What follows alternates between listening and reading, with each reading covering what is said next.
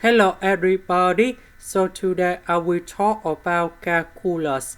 The topic today is about limit. So now I will show you how to answer.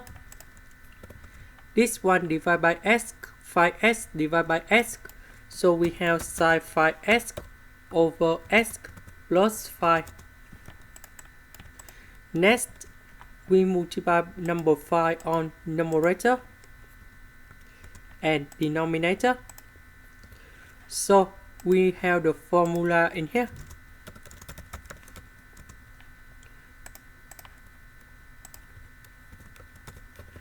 We have sin ax over ax equals to number 1.